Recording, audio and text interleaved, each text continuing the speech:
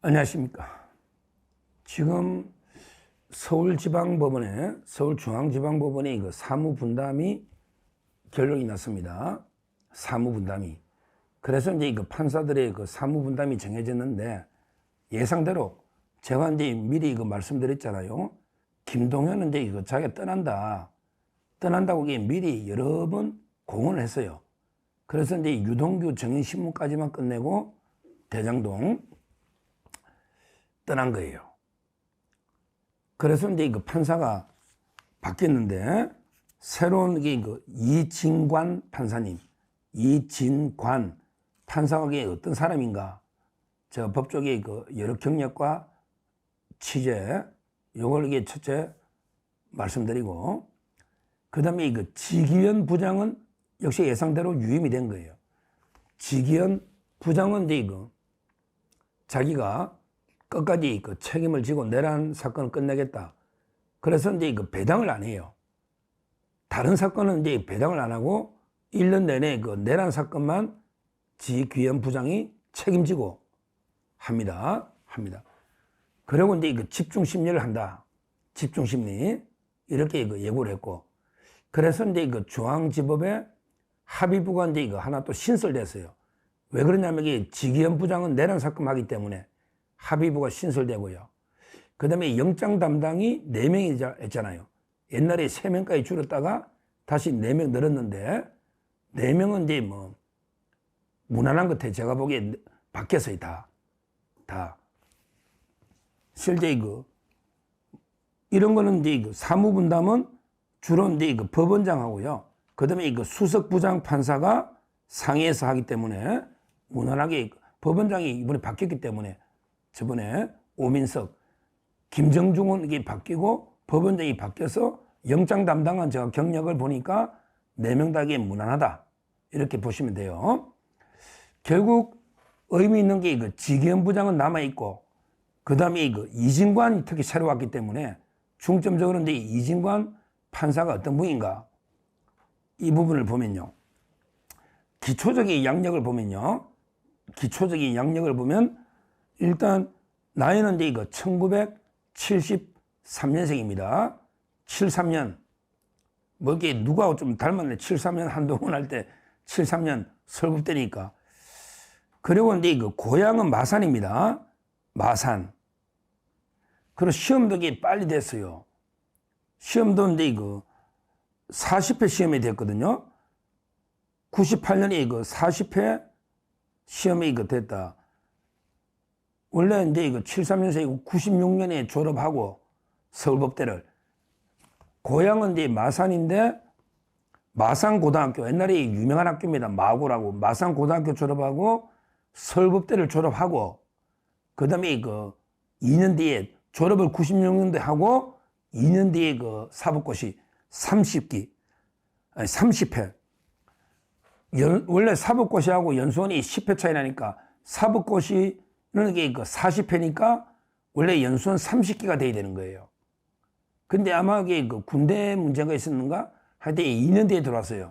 그러니까 특이한 게 사법고시는 40회인데, 즉 연수원 30기하고 같이 붙었는데, 실제 사법연수원은 2년 뒤에 들어와가지고 32기다.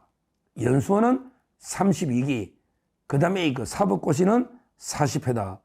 그리고 이제 수원부터 쭉 이제 재판을 해온 이런 이제 판사입니다. 이진관 판사는 이제 제가 몇 명한테 저희 서울법대 후배니까 후배한테도 물어보고, 그 다음에 동료 판사한테도 한번 전화해서 어떤 분인가 아는 분 물어보니까 평판이 괜찮아요. 근데 어떤 분은 제가 물어봤더니 그러더라고. 제 서울법대 후배한테 물어봤더니, 형님, 누가 봐도 김동현보다 못하겠습니까? 이러더라고.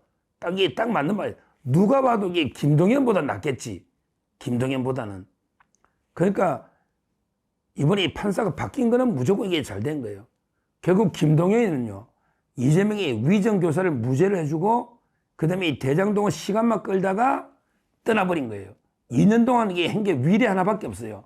제일 간단한 거 위례. 대장동은 유동규 한 명을 4개월 동안 하다가 이게 떠나버린 거예요.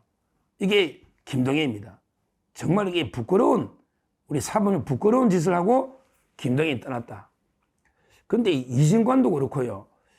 그거 보면 이게 지기현 판사도 이게 평판이 나쁘진 않아요. 서울법대 두 분 다 엘리트들이고 평판이 나쁘진 않고 재판 경험도 상당히 풍부하다. 이런 데 일반적인 평가예요.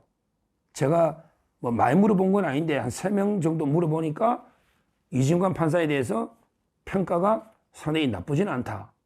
이렇게 봅니다. 그건 지기현 부장도 마찬가지입니다. 마찬가지예요. 일단 이진관 판사가 오면 뭘 부터 해야 되느냐, 저에게 조언을 드리는 거예요. 이진관 판사가 이번에 오면 그 김동연이가 완전히 뭐 재판을 개판으로 만들어 버렸잖아요. 그러면 본인이 와서 가장 먼저 할 일은요, 일단 갱신을 해야 되는데, 요거는 대법원에서 지금 규칙을 바꾸려고 한다고 제가 방송했잖아요. 제대로 재판 갱신하려면 정령 녹취록을 다시 다 털어야 돼요. 그 다음에 정인들 진술에게 다시 녹음을 털어야 되는, 엄청나게 이것만 해도 몇 달 걸려버려요. 그럼 재판하지도 못해요. 따라서 이제 간단하게 변론을 갱신할 수 있는, 이게 대법원 규칙을 지금 바꾸고 있거든요. 원래도 이재명이가 동의만 해주면, 당사자가 동의만 해주면 이게 간단하게 변론 갱신이 돼요. 요지만 고지하면 되거든요. 근데 이재명이가 끝까지 나 이게 정상적으로 법대로 갱신합시다. 이러면 이게 녹취록부터 다 털어야 되거든. 그러니까 이제 대법원에서 규칙을 개정해서 중요 부분만 판사가 털 수 있도록 이러면 이게 빨리 되는 건데, 일단 가장 급한 거는 변론을 갱신을 얼마나 빨리 끝내느냐. 이재명이가 협조 안 한단 말이에요. 그러면 이게 대법원 규칙을 개정해서 갱신하는, 이게 첫째 필요한 거다는 거죠. 그 다음에 두 번째, 아주 중요한 게요. 아주 중요한 게 이진관 부장 반드시 해야 될 게 재판을 분리해야 됩니다. 재판을 분리해야 된다. 검찰에서 요구한 것처럼 재판을 쪼개 나눠야 됩니다. 백현동하고 FC는 분리해서 다른 재판부로 배당이 돼야 된다. 본인은 위례하고 대장동까지만 심리해서 선고해야 된다. 이게 저는 반드시 필요합니다. 이 분리하면요, 뭐가 좋냐? 분리하면 FC는 큰 문제예요. 제가 판사들하고 상의해봐도 분리해도 FC가 문제다. 왜? 성남 FC는 성남으로 보내야 되는데, 또 성남에는 이미 재판이 많이 진행돼 버렸잖아요. 그러니까 거기에 합치기도 그래. 그러니까 성남에서 따로 하기도 그렇고, 하여튼 이 성남 FC 사건, 이게 골치 아파요. 이 부분이. 또 성남 FC 사건이 뇌물 사건이잖아. 근데 지금 성남 FC 사건은 뇌물 준 사람들, 네이버, 뭐 두산, 이런 사람들이 하니까 판사 단독이 하잖아요. 지금 성남 FC 사건은 성남에 판사 한 명이 합니다. 왜? 뇌물 준 사람은 5년의 징역이거든. 근데 이재명하고 정진상이는 받은 사람이잖아. 그럼 합의부가 되거든요. 왜? 이재명이는 10년 이상이잖아. 그러니까 이재명이 쟤는 10년 이상이니까 무조건 판사 3명이 돼. 그러니까 성남 FC로 보낼 수도 없어요. 보내면 이게 합의부로 가야 돼. 이게 딜레마예요. 이 이재명의 성남 FC 사건은 두고 이걸 어떻게 재판해야 될지 이게 숙제가 될 겁니다. 정인도 470명 워낙 많은 데다가 두고 이게 문제가 된다. 서울의 중앙지법에 다른 부로 보내는 밖에 없는데, 이게 과연 성남지청하고 어떻게 될지. 근데 중요한 게 쪼개버리면 백현동은 좋아요. 백현동은 이제 바로 6개월이면 선고납니다. 이미 김현수를 다. 그래서 이게 중요한 거예요. 지금 이재명이 범죄가 4개가 붙어 있잖아. 위례, 대장동, 백현동, FC. 근데 4개 중에 위례만 5년 이하의 징역. 위례는 이해충돌 방지니까 5년이야. 나머지 3개는 전부 무기징역이에요. 법정 최고형이 무기징역이라고. 대장동도 무기징역. 백현동도 200억 배임이니까 무기징역. 그 다음에 FC는 뇌물이니까 무기징역까지 되는 엄청난 죄니까 요거를 쪼개면 백현동이 먼저 난다는 거죠. 대장동보다. 대장동은 148명의 정인이 있는 거예요. 이게 먼저 난다는 거예요. 그래서 이제 두 번째 숙제. 이진관 부장이 오면 이게 첫째는 변론갱신을 최대한 빨리 끝낸다. 그 다음에 두 번째 숙제가 재판 4개를 분리해서 나눈다. 쪼갠다. 이게 중요하고요. 그 다음에 그 세 번째, 이진관 부장. 이것도 이게 집중 심리를 요구해야 됩니다. 본인들이 신청하면 돼요.